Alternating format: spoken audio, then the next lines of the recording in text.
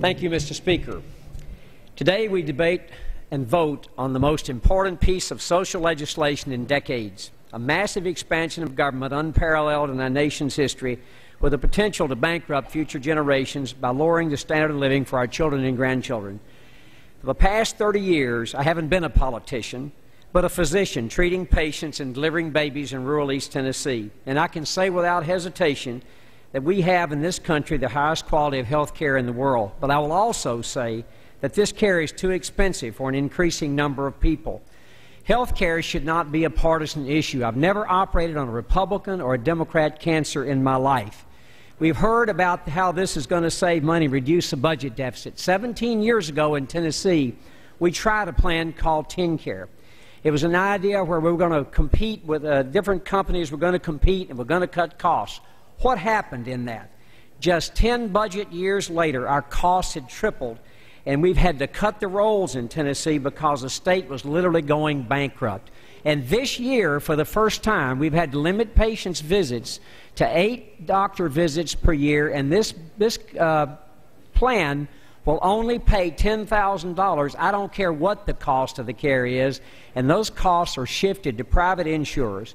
Also, the physicians are not taking this because it pays them less than 60% of their costs of actually providing the care. That approach, which is pretty much the same approach we're voting on here today, failed. And I know because I'm a physician who worked in that system. Mr. Speaker, I have one question for every member of this body. If we've seen how this big government scheme doesn't work, why would you vote for it again? Well, the states know. They're already well ahead of the federal government. 37 states, including Tennessee, are now proposing legislation to opt out of the Obamacare plan should it pass. So the states get it because they can't afford it. The seniors get it because they understand $500 billion are going to be cut from this program. And let me tell you, in the next 10 years, we're going to add 35 million people to the Medicare rolls in this country when the baby boomers hit.